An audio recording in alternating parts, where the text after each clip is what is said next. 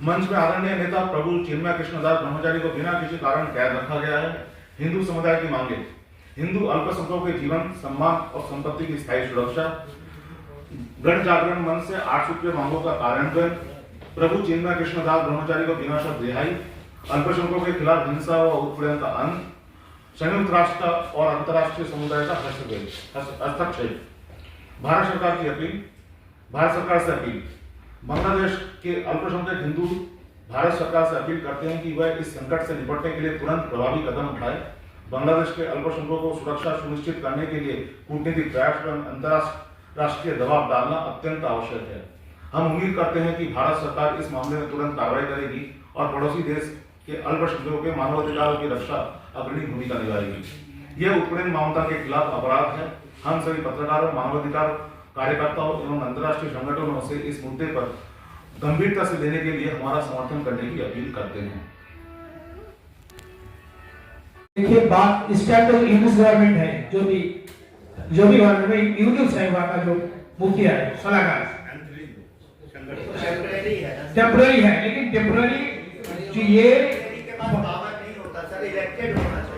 और ना भी हो, जो विभाग का जो सचिव है, जो सैन्य अधिकारी है, उनसे तो भारतीय गवर्नमेंट प्रेशर तो कर सकते हैं, क्रिएट तो कर सकते हैं। आप लोग कैसे कहते हैं उसके पावर नहीं है?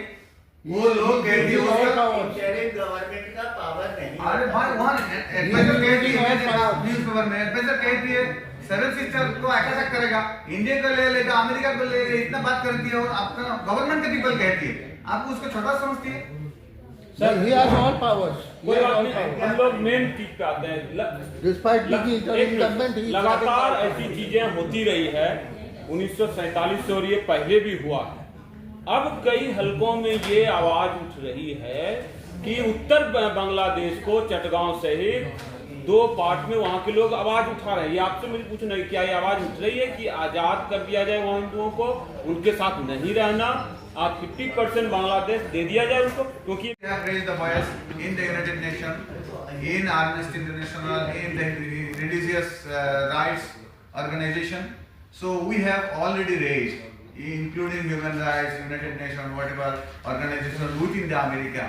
But as I told you, whenever something happened in Gaza, in Philistine, it coming in so, even one man died here, and it is coming in international headline, CNN headline, BBC headline. When thousands of Hindus are died, killed, and is there any headline you see? You are the press. Even it is not coming in an Indian press. How you think that it will be coming in international press? I never see in my life. I have been working 20 years for human rights. How can acceptance right in this world of circulations? How can acceptance law and order India and other country? So कैसे हुआ? यहाँ तो नहीं, क्या उम्मीदें हैं आपको अन्य देशों से और भारत देश से? क्या उम्मीदें हैं, न्याय मिलेगा? उम्मीद तो ऐसी है क्योंकि देखिए वहाँ बांग्लादेश में हिंदू कोई कस्टोडियन नहीं है, ऐसा कोई अभिभावक नहीं है, तो वो लोग जो कर रहे हैं अपना खुद कर रहे हैं, खुद लड़ रहे हैं। तो इंडियन गवर्नमेंट सॉरी इंडियन कोई जाकर उसको कस्टडी नहीं ले रहा है, गार्डियनशिप नहीं ले रहा है, तो लोग जानते हैं इसको गार्डियनशिप नहीं है। देखिए एक कुत्ता भी रास्ता में मर जाएगी तो गार्डियन वाला नहीं है तो कुत्ता मर जाएगी, कोई देखेगा नहीं। किसी को बेल्ट वाला कुत्ता मर जाएगी, बोलती है भाई ये तो कुत्ता का गार्डियन है, भाई उसको रोको, पुलिस को बोलो। ऐसी तो हो रहा है ना। तो बांग्लादेश लगता है बांग्लादेशी माइनॉरिटी हिंदू को कोई गार्डियन नहीं है और रास्ता ही कुत्ते की जैसा। आई एम सॉरी टू से। लेकिन बांग्लादेश में जिस तरह से हालात बिगड़े हैं, बांग्लादेश अपने आप से ही लड़ रहा है, और आप जो चीज़ें लेके आए हैं वो बहुत ही कठिन है, इट्स अ वेरी हार्ड। तो कैसी चीजें हल होगी, कैसे मतलब आप करोगे इन सब चीजों को? देखिए उसी से लिए तो मैं वॉइस रेज कर रहा हूँ यहाँ, क्योंकि अभी जो लॉ एंड ऑर्डर नहीं है बांग्लादेश में, तो गवर्नमेंट का कोई वैल्यू नहीं है। गवर्नमेंट का जो वैल्यू नहीं है, इंटरनेशनल गवर्नमेंट उसको एक्सेप्टेंस कैसे लेगी? अभी इंटरनेशनल गवर्नमेंट सोचना है ये गवर्नमेंट को लॉ एंड ऑर्डर नहीं है, कोई क्यूज नहीं चल रहा है, तो कब चलना है तो उसको अभी सोचना है। देखिए ये गवर्नमेंट तो बदलना है, तो ये बदलने कौन अटेम्प्ट देगा? नेबर कंट्री इंडिया है, इंडिया के लिए रिस्क है। अभी वहाँ क्या होती है, वहाँ मौलवादी और तालिबानी गवर्नमेंट स्टाइल चल रहा है, तो इंडिया नेबर कंट्री है, उसको रिस्क तो पहले इंडिया में आएगा। तो इंडिया तो पहले सोचना है, हमको भी पहले जो रिस्क आती है तो इंडिया का आती है, तो इंडिया भी सोचना है पहले, बाद में जाएगा अदर कंट्री में। तो उसी से मैं सोचा गवर्नमेंट को अभी इमीडिएटली कुछ करना है। मतलब भारत से काफी सारी उम्मीदें हैं आप। देखिए, भारत से उम्मीद इसीलिए है, हाँ जो व्यक्ति जिस लोगों ने ये काम कर रहे हैं, आप लोगों को पता है, जो कम्युनिटी जो रिलीजन का व्यक्ति ये कर रहे हैं ना, उनके ऊपर ये सिंपैथी मूलक कोई बातों से वो लोग मानने वाला नहीं है।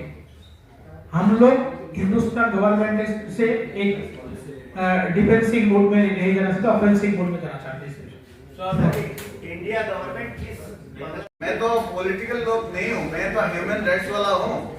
मैं जिधर ह्यूमन राइट्स का डिस्ट्रेस हो रहा है वहाँ बात जाके बात रेस कर रहा हूँ। मैं अभी जो बात कर रहा हूँ ना, तो ह्यूमन राइट्स की बात कर रहा हूँ। आपके पास जानकारी है कि जो वहाँ आजादी की मांग उठ रही है, इस तरफ में आया 50% बांग्ला और ह्यूमैनिटी के हिसाब से भी 50% बांग्लादेश जो है बांग्लादेशी हिंदुओं को दे दिया जाए। तो क्या ये मांग आज से नहीं, 80 के दशक में भी ये मांग उठा था। Jessore, Khurda, Kushtia, Faridpur, Barisal, Patuakhali on third day के एक हिंदू राष्ट्र गठन किया जाए। जी ये मांग पहले भी आए थे और इसका काफी चर्चा भी हुआ, बहुत संघर्ष हुआ, लेकिन बीच में ये रद्द हो गया।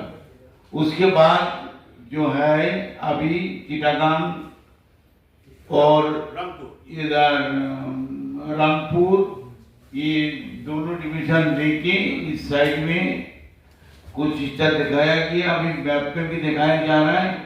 इसको लेके एक हिंदू राष्ट्र की मांग उठ रहा है। नहीं, एक मिनट, मानवता जिस तरह से तार तार हो रही है, आप ह्यूमन राइट से हैं, और हिंदुओं का जिस तरह से कत्लेआम हो रहा है, क्या लगता है कि ये इतना आसान है? देखिए, सॉल्यूशन तो है। जो हिंदू मर रहा है, काट रहा है, thousands of people are dying every day, तो कोई ना कोई तो आना था, कोई नहीं आ रहा है। मैं कहना, थोड़ा कुत्ता मर गया रास्ता पर, कोई गार्डियन नहीं है, वो कहीं लेकर नहीं जा रहा है हॉस्पिटल में, कहीं तो देख नहीं रही।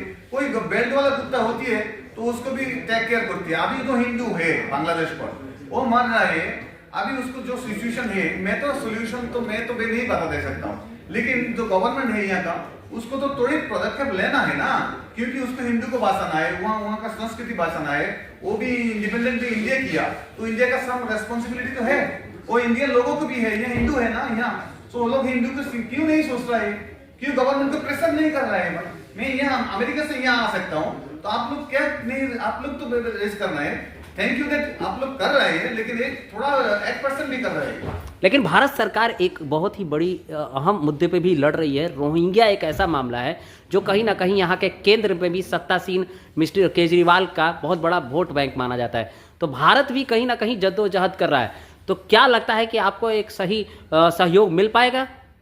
देखिए भाई, वो तो मैं नहीं जानता हूँ, वोट बैंक का मामला हम नहीं जानता हूँ, पॉलिटिकल मामला नहीं जानता हूँ, लेकिन वहाँ जो मानवाधिकार उल्लंघन हो रहा है, वहाँ जो लोग मर रहा है, वो तो पॉलिटिकल में जुड़ना जरूरत है, क्योंकि उसको सेव करना पॉलिटिकल में आना जरूरत है, गवर्नमेंट में आना जरूरत है।